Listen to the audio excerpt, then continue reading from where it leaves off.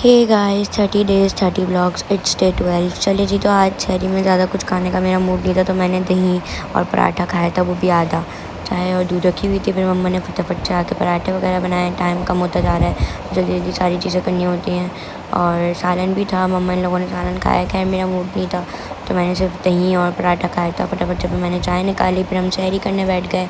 मैंने सहरी की, चीनी वगैरह डाली दही में। मुझे चीनी वाली दही बहुत अच्छी लगती है, तो फिर फटाफट से मैंने सहरी की। और आधा पराठा भी मुझसे पूरा नहीं खाया गया था, मैंने थोड़ा सा जो बचा था वो मैंने चम्मच से खा लिया, क्योंकि मुझे बहुत पसंद है। आज ज़्यादा कुछ खाने का दिल नहीं चाह रहा था। फिर फटाफट से बर्तन वगैरह धोए, किचन समेटा।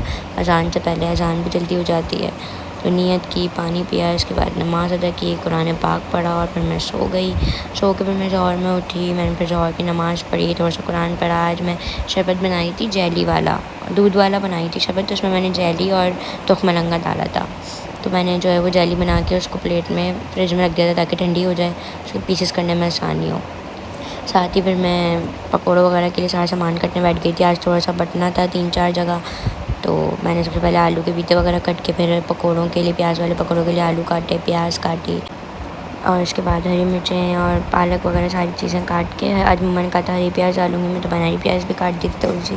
फटाफट से सारी चीज़ें काट वाट के मम्मा को देती थी, ताकि वो आसानी से बना लें। आज वो बना रही थी, तलन वो कर रही थी। उन्होंने कहा था मैं करूँगी, तो मैंने फिर फटाफट से उनको उनकी हेल्प करा के सारी चीज़ें उनको काट वाट के दी थी, ताकि उनको आसानी हो जाए। खैर साथ ही आज पापा ने कहा था कि भाई बांटना है मुझे 3-4 जगह, तो फिर जल्दी जल्दी करना, तो फिर सारी चीज़ें रेडी करनी थी।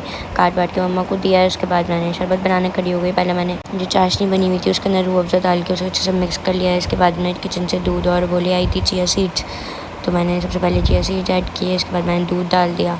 बहुत मज़े का शरबत बनता है, यकीन करें मेरा फेवरेट है। खैर उसको अच्छे से मिक्स कर लिया। इसके बाद जो है वो जेली थी जो मैंने बनाई हुई, उसको मैंने पीसेस में कट करके, और ज़्यादा हो गई थी, मतलब मैंने डीप में रख दी थी गलती से। आपकी बहन भी फिर बहुत ज़्यादा अक्लमंद हो जाती है ना कभी कभी, तो वो थोड़ी सी बर्फ़ सी हो गई थी। खैर फिर मैंने उसको पीसेस करके उसको जूस में डाला। शरबत जो है वो ऑलमोस्ट हमारा बन के रेडी हो चुका था। उसके बाद मम्मा ने कहा तुम फटाफट से जो है वो फ्रूट काटने बैठ जाओ। मम्मा साथ साथ तलन कर रही थी, समोसे रोल वगैरह और पकौड़े वगैरह तलने के लिए उन्होंने रखी हुई थी सारी चीज़ें। मैंने फिर फटाफट से फ्रूट काटे, सेब वगैरह काटे, सेब, खरबूजा और कीनू और तरबूज। पापा तरबूज लाए थे कि तरबूज बांटेंगे। सारी चीज़ें एक एक करके मैंने काटी। भाई काटने में तो आपकी बहन की फिर वैसी स्पीड है, बहुत तेज़। फटाफट से फिर सारे कीनू वगैरह छीले, उनको छील के फटाफट से मैंने सारा फ्रूट एक थाल में रख लिया था, क्योंकि बटना भी था तो मैंने ज़्यादा काटा था।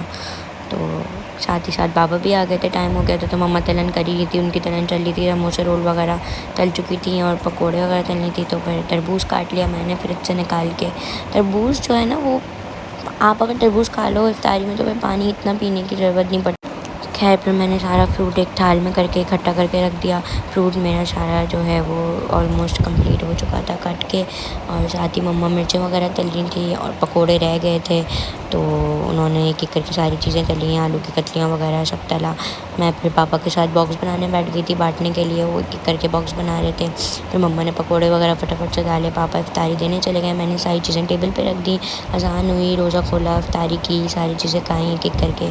शरबत पिया, शरबत बहुत मज़े का था, मेरा फेवरेट है। पकोड़े खाए, पकोड़े भी अच्छे थे। फटाफट से सारी चीज़ें खाई। इसके बाद बर्तन धोए, नमाज़ अदा की। नमाज़ अदा करने के बाद मैं सोने चली गई। अल्लाह हाफ़िज़। अब मिलेंगे नेक्स्ट व्लॉग में।